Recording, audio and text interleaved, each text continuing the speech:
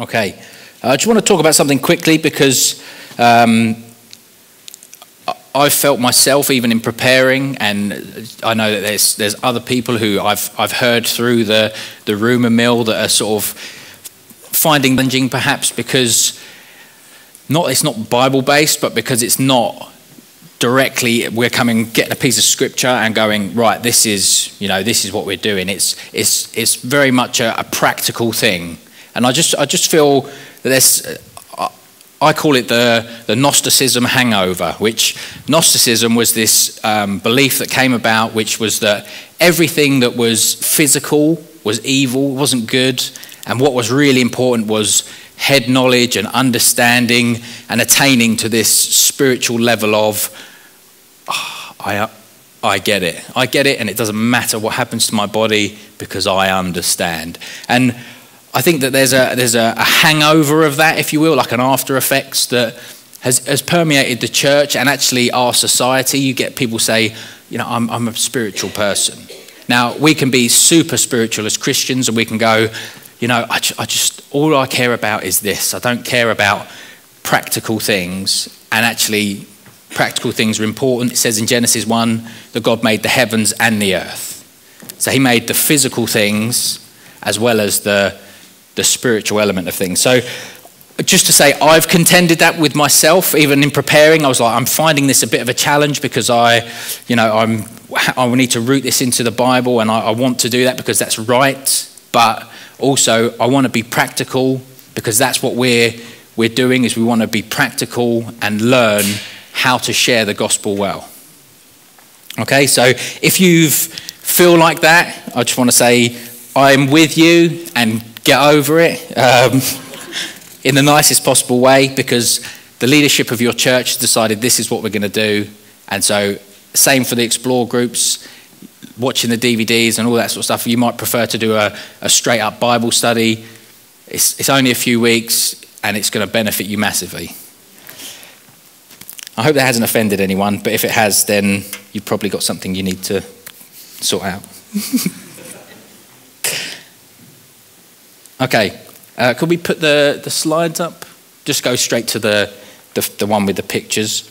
I just want to ask, who owns a DVD, a book, a piece of music, or heaven forbid, a computer game that you've played more than once? Perhaps you've listened to the whole album and then you've put it back in and you've listened to it again. I mean, that's,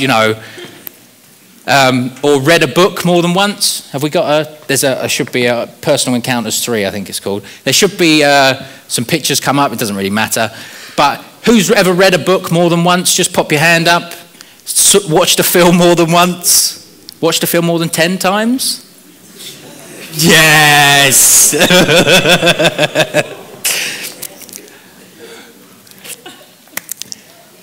Why do we do those things? Why do we do it? Because we love them. Because we love stories. It's in us to love stories.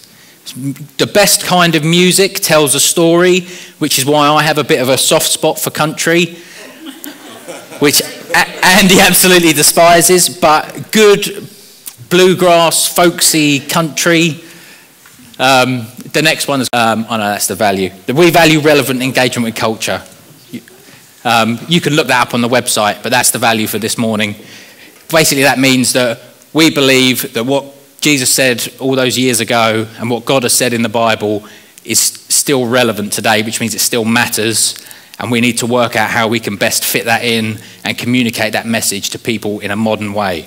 So that means we don't read the King James Bible, because the King James Bible was written to be a modern translation all those years ago. So I'm not going to read that out to you, because a lot of you aren't going to understand the these, thous, and therefore arts and whatever. I'm going to read a translation that's a bit more modern in language.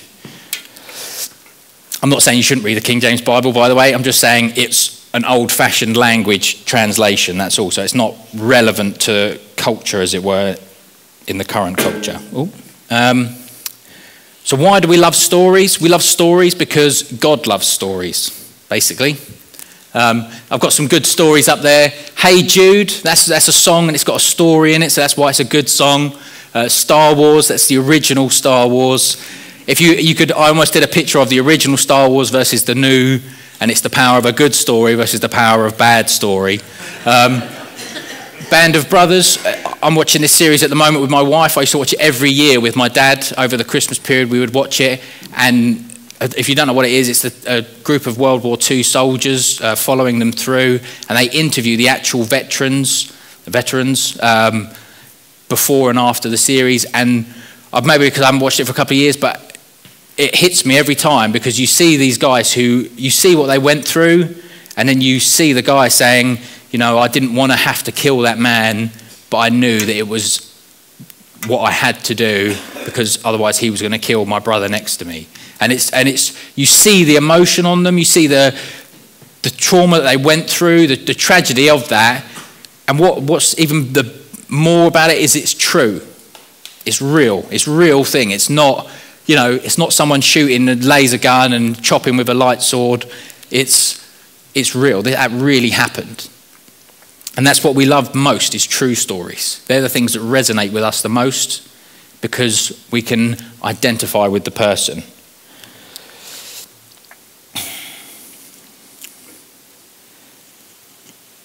I'm not going to do that, because that's... So God has chosen to make himself known through stories. He hasn't chosen to make himself known by writing some fiery letters in the sky saying, hey, I'm real, you know, look up. That's all you need to see is these fiery letters and a big sign that says, I'm the real thing. He hasn't chosen to make himself known like that. He has chosen to make himself known through what has been made. You can know that there is a God, but he specifically made himself known through the stories in the Bible, which is a collection of people's life stories.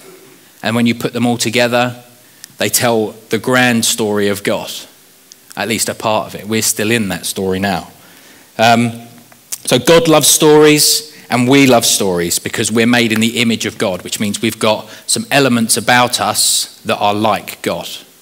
We're made in his likeness. It says that in Genesis 1.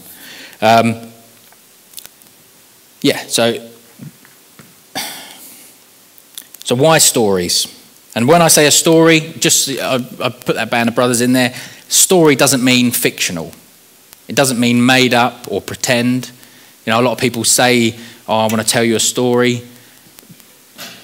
The story of your life is a true story. So when I'm using the word story, which I've used a lot and I will use a lot, I don't mean a made up story, okay? So why are stories so important? Because a good story can make complicated things simple, confusing things straightforward, difficult things easy, and a good story can even make it easy to say difficult things. There's a story in the Old Testament, 2 Samuel 12, where David, who was the king of the nation, he said he saw this woman who was married to another man, and he desired her, and he brought her into the palace, and he had sex with her and got her pregnant. And then he ended up, to cover up his mistake, he ended up killing the husband, or arranging for the husband to be killed. And the prophet Nathan came to him and said, he told him this story. He said, I've got a story to tell you. There was a man, and he had fields, loads of cattle, loads of sheep. And then he saw his neighbor who had one little goat, and he took the goat away from the neighbor. And David said, who did that? I'm going to kill that person. That is bang out of order. And Nathan said, you are that man. So obviously, you know, you sort of, if you tried that on now, people might see through that a little bit, but there's something in the telling of a story that can make things that aren't very palatable much more easy to accept. And they're great ways of sharing the message of the gospel. Jesus did it many times. The parable of the lost son, which is actually a part of a trio of parables, which is the lost sheep, the lost coin, and the lost son. I'm not going to read that because we're tight on time. But it's easy to tell a story and communicate something that's perhaps a bit more difficult to just try and explain in a factual sense. Don't tell stories for everything, though. So the stories are great, and Jesus could answer a question with a story. I'm not quite good enough to do that. My wife will ask me something sometimes. She'll say, "Are you hungry?" And I'll say, "Well, I had a sausage at lunchtime." And she's like, "That doesn't really answer the question." In my mind, I'm thinking, I ate then, so I'm going through the story in my head, but I've not communicated that. So don't tell stories for everything unless you're really good at it. But in case you haven't guessed, this morning we're going to look at storytelling. So telling our stories and telling God's story. Okay, and as I said, hopefully this will be quite practical and useful. But if not, that's unfortunate. Last week, Simon shared that we need to be interested in other people's stories first. We need to be concerned with getting to know people, asking them, teasing out, "Oh, that's it. Why did you move there?" Asking questions of people and finding out where they're coming from. And I want to say that is absolutely spot on. And we need to not be seeking to cram our story down other people's throats. And I want to say that the more you're interested in someone's story, the more that you actually genuinely take an interest, the more they're going to listen when you speak back. And because we are all genuinely going to be interested in other people's stories, aren't we? Because of that, they're going to be more interested in what we've got to say. And so we need to make sure that we're doing a good job of communicating that, of communicating what God has done in our lives. So in the book, Just Walk Across the Room, Bill Hybels identifies some common mistakes that people have or that people can do, and we need to be aware of those. And I want to look at some of them very briefly and then look at one or two things that he kind of alludes to but doesn't actually hit or highlight as a mistake. But just to be aware of these things that can be slightly problematic. And this may sound very simple and not very spiritual. And if it does, that's good, because as Christians, we often over-spiritualize things, as I said. We've got a terrible habit of doing it.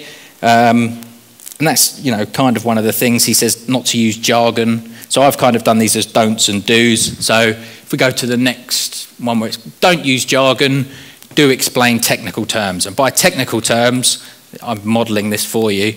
By technical terms, I mean a term that we've given a specific definition to, like salvation, okay? Because salvation only means salvation, what it means to us, because we've assigned it that meaning. All words, I don't know if you know this, all words are made up. Just think about that for a second. It only means chair because we've assigned it that meaning. It could quite easily be called leg. I'm going to sit on the leg.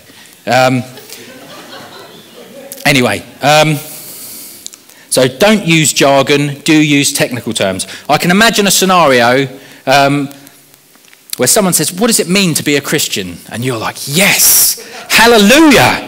I've been intentional lately about really interceding for you to begin to seek after the Father, and I've been looking forward to sharing my testimony with you. I was originally cleansed by the blood of the Lamb when I was 8, but I was living on my friend's faith, so I backslid, and then I rebelled a bit in my teens, but then I recommitted myself in my early 20s, and God has really restored the years the locust has taken, if you know what I mean. Let me tell you, I'm now fully assured that I have the living water, and I just eat the word all the time, except when I'm fasting. And even though I'm wrestling with some habitual sins at the moment, the people in my cell have been holding me accountable, and I am living abundantly."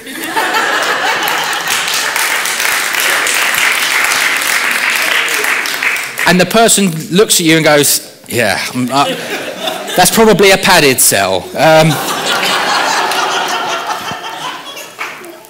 And obviously, or hopefully, that is an extreme example. But the point of that is our aim, and it's the relevant engagement culture, our aim is to make the good news of what Jesus has done for us as understandable and clear as possible. And sometimes it's useful to use a word that's not an everyday word, like, for example, salvation. But if you're going to use that word, explain what it means.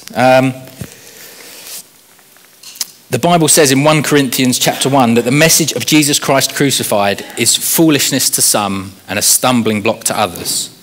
So what I want to say is, let's not add anything to make what is already a challenging message more challenging. We will need to get ourselves out of the way so they get a clear view of Jesus and what he's done. Don't go on forever. Do leave space for questions. Jesus told stories that are discussed, talked about, and even debated over, and it's been 2,000 years-ish since he told them. And not one of his stories takes more than 5 minutes to tell. You're far better off cutting things out or leaving things a little bit short and giving people the chance to ask for more.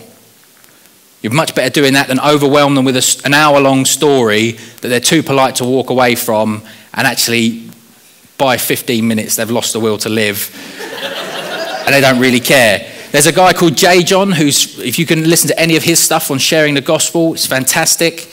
He said he picked up a hitchhiker one time, and the guy got in the car and he said, you know, I know something, and if I told you, you wouldn't believe me. And the guy said to him, well, what's that then? And he said, well, didn't you hear what I just said? You know, be relaxed. Be relaxed about sharing the gospel, about sharing your story. We don't have to be, oh my goodness, someone's asked about Jesus. What if I don't do this right, I'm going to mess them up forever. That's not how it works, but we'll get to that. Don't be weird. Do be abnormally normal, which is another way of saying, let's be naturally supernatural. We don't need to overemphasize spiritual experiences. In the same way we shouldn't go overboard with religious jargon, we don't overemphasize experiences that we've had. But it doesn't mean we deny them or pretend that they don't exist. Saying that you prayed and people prayed for you, and then you went to the hospital and had your checkup and the cancer wasn't there anymore. You don't avoid people telling that because it's weird. You tell them that because that's the supernatural power of Jesus. Okay, so don't be weird, but be free to share what God has done supernaturally, because that's how we should all be living. Don't exaggerate your story. Do be honest. I was friends with someone. I was friends with someone who said, I was friends with them, I just wasn't sure if I should have said that, but anyway, who at a gospel meeting said that their leg had been healed. They had a pain in their leg, and then they limped to the front of the thing to give testimony about what God had done by healing their leg. Okay? Don't exaggerate your story, be honest. Okay? We don't need to make our stories bigger because they're a part of God's story and Jesus' story, which is the biggest story of all. The kind of films that I love the best are the ones where there's something going on over here and something going on over there and there's something going on over there. And it's like, what's going on here? This is confusing. And then in the last moment, I see what happened. He did that and that meant that he could do that. And it all fits in together nicely. I struggled with this, if I'm being honest with you, because my story could be seen as bland.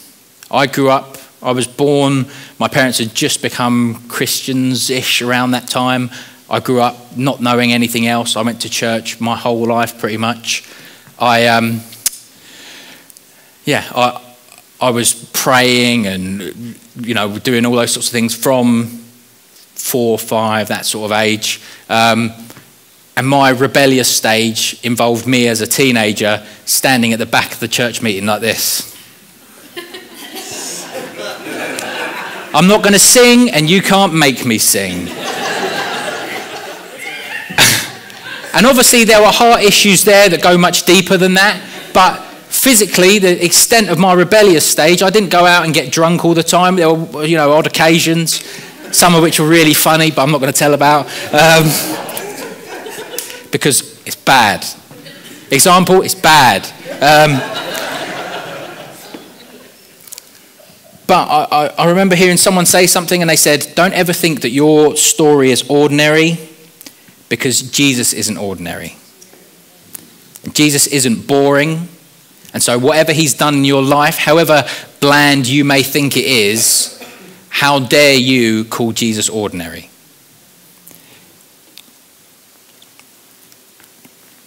Know who you're talking to.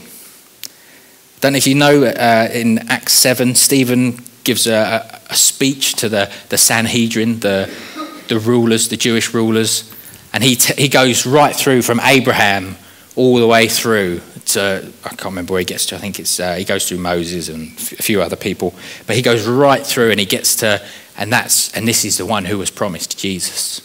And they stone him, they kill him. But imagine he was telling that story. He goes Abraham, Joseph, Moses, in Egypt, coming out of Egypt, exile, restored to Israel. He goes through that whole story, and he's with a group of teenagers outside the local off license. They're not going to have a clue what he's talking about. Know who you're talking to. And so all of these things, don't be weird, but be normally abnormal. You might know someone who is weird, and that your weird story about what happened to you when you were reading the back of a crisp packet or something, that's going to really speak to them. And so go for it. Tell them that story, but know who you're talking to. Some people if you tell them something like that, they're going to be like, I'm never speaking to that person again, because they are unhinged.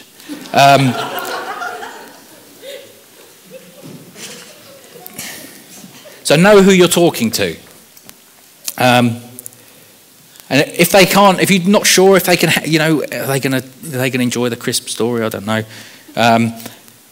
Err on the side of caution, because they can always say, oh, I had this thing happen to me. Have you ever had anything like that? And then you can go on. So the power of your story, because the title of this one is The Power of Story. So the power of your story is what Jesus has done in your life.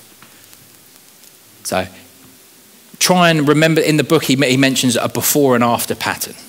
What were you like before? What were you like after? Again, for me, I found that quite difficult, because before I was a child who didn't really know a huge amount. I still did naughty stuff. Obviously, I was, you don't teach a baby to be bad. It's just that way. But I found that difficult. So I'm still wrestling with it. What's my before and after? Was it that I was always trying to I was trying to look the part. I was trying to look like, I haven't got it all together. And actually now, I don't feel that pressure, because I know that God accepts me. I've been chosen, as we shared this morning. I don't need to try and impress God, because he's chosen me already. So the power of your story is in what God has done in your life, where he's taken you from and to. Okay, telling God's story. That's the second point I wanted to make. Do we get how good it is? Do you get how good God's story is? Gareth asked a question this morning. Do you know that you're disciples? I think sometimes we're not aware of who we really are, or what's really been done for us, or we forget about it. And every religion or every worldview teaches that you have to do a certain thing or achieve a certain level, and then you get the reward. But our God isn't like that. Simon spoke last week. He mentioned the rat race, where you're running on a treadmill. Like run, haven't got anywhere. Run, haven't got anywhere. That's what every other religion is like. And our God says, no, I've done it already.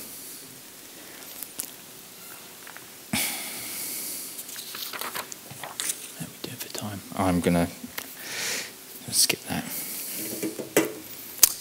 Only Christianity has grace. Only Christianity has a God who has done the work for us. Every other religion effectively says, here's the prize, reach out for it.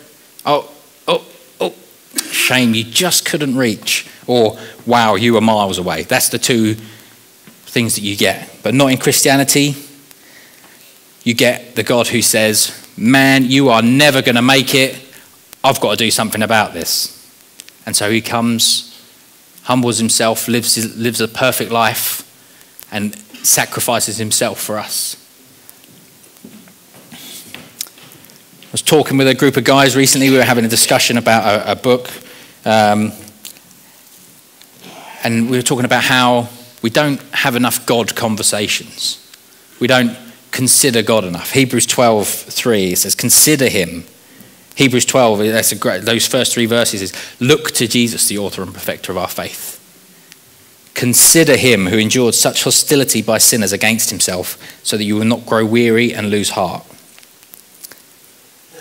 A major problem with Christianity today is that its primary preoccupation is the comfort and happiness of Christians instead of a preoccupation with God. The book we're reading is called Knowing God, and it's written by a guy called J.I. Packer, and it says, ignorance of God, both of his ways and of communion with him, lies at the root of much of the church's weakness today. Ignorance of God, so not knowing about God, how to discover more about him, what he's like, not knowing about God in the way of spending time with him is at the root. That's you might say, oh, I'm really tired. But actually, the root of that is, are you spending enough time praying about what you've got to do? Are you spending enough time with God, being sustained by him? So the root cause of the church's weakness, or a lot of the church's weakness, is not knowing God, not really getting stuck into him. We need to talk and think and learn about God more. We need to invest, and I use that word very pointedly in case you didn't pick up on that by my way of saying invest. Like money, if you have money, you invest it. You need to invest your time. I need to invest my time in spending time with God.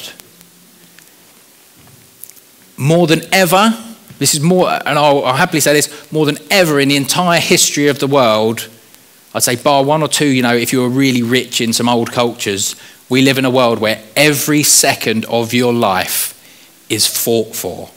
There's not just, I'm riding my horse into town to get some groceries, or, whatever they did when they were riding their horses, and I've got all day to just think about, I'm going into town, I'm not going to do the horse riding anymore. To think about it, then I'm going to spend the night there, and I've got all day tomorrow, and I'm just going to think about that one verse that I read. I'm just going to mull that over, just think about it, repeat it in my mind. We don't have that time anymore. Even the days of, I'm going to pray while I walk to go and get the paper from the shop, that if you still do that, the days of doing that are they're rapidly going. Because now it's, that happened. Oh, I'll just play this game. Oh, I've got a phone call. I've got to do an email. Got to do this. Got to do that. Every second that you have is fought for. And so you need to invest. We need to invest in spending that time with God. You need to say, right, now I'm going to turn off the ringers. I'm going to turn off the email alerts, and I'm going to spend this time with God. The point being, the more you spend time with someone, the better you know them, and the better you can describe them to someone else. The more time you spend with God, the better you'll know about him. And when someone says to you, so what is all this God stuff about anyway? You go, well, actually it's about him, and that he wants a relationship with you, and you can talk to him properly. Talk to them properly. So do we know how to tell it? Do we know how to tell the gospel? Highballs in his book refers to a sliding scale. Are you an avoider, someone who, as soon as someone says Jesus, you're like, oh, did you say Jesus? Oh, no, I didn't hear that. Maybe it's something else. And the eruptors, who, the kind of people, they're likely to be found around the deli counter in Tesco, just so they can mishear and go, did you say Jesus? Sort of. Now I've got your attention, let me tell you, because they're just desperate. They just, every chance they get, they just want to pour it out, which, there's many reasons for being both of those, and I've been both of those at different stages in my life. Oh dear, have I been both of those? So I'm sure we can all identify with being somewhere, you're somewhere in between those two. So someone says Jesus and you just pour out everything you've ever heard, and it makes no sense whatsoever. But wherever you fall on the line, there's a few things that it's good to be reminded of. You don't have to tell the whole thing in one go. You go to the next. So that's all right, that's fine. Again. You don't have to tell the whole thing in one go. You don't have to do a Stephen and go, someone says to you, so how did you come to be part of this church? You go, well, in the beginning there was God. Right. if you start like that, it's probably not going to end well. Yeah, God's story is huge. Okay, so this we need to learn how to tell it. But be released from thinking you have to say everything. You don't have to get everything in. Okay, just say what you can. And if you don't know something and they ask you, you go, I'll find out and I'll come back to you. This is all in the context of a relationship with someone. This isn't just someone you've grabbed on the street and gone, let me tell you. Okay, this is you're friends with this person, you've at least struck up a conversation of, you like those coffees? Oh, I like this. You've got chatting a little bit. I'm not saying you have to be fast friends with them, but at least some form of relationship. I just felt it was right to say this. You don't save people. I don't save people. God saves people. It's not how good you are at sharing the gospel that's going to result in someone getting saved. I have heard someone tell a 20-minute story about how he and his son put a frog on a remote control boat and drove it around a pond at the park. Then he said, and Jesus wants to save you, and hundreds of people responded to his gospel message. Okay? It's not about how well you share it, but that's not an excuse. So you don't save people, I don't save people, God saves people. But that's not an excuse to do a bad job of, I'm not going to bother even trying to learn because it doesn't really matter what I say. That's not how it works. We do the best that we possibly can, and God blesses that effort and that intention.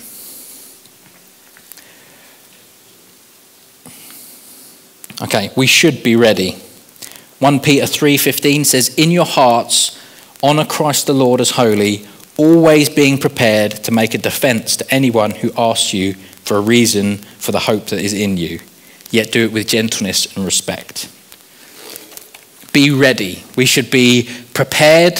Then if you are someone who freezes up, if you're prepared and you've practiced and if you've got the technology, record yourself on your phone sharing it, and then you can go, you watch it back, I didn't really explain that very well. That exists today. You can do that easily if you've got 10 minutes to kill,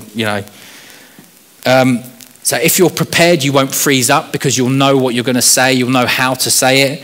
And if you're prepared, you won't just blurt out anything that comes into your mind. Oh my goodness, I wasn't prepared for this. They've asked me about Jesus. I've been reading Leviticus. Let me tell them about how many animals are meant to be here and how many FFs of oil and whatever and hins of this. And, if you're prepared, you won't have those problems. We won't have those problems. If I say you, I mean me as well, just so you know. Have a few examples. There's a few listed in the Just Walk Across the Room book, or make up some. It's so simple. Just something that the trick, he writes things down. A good trick of that is that people aren't looking at you then. They're looking at the bit of paper. Oh, yeah. And you can be panicking all over your face, but because you're down here, their attention is there. So have something prepared that you can go step by step through the message of Jesus, the good news of Jesus.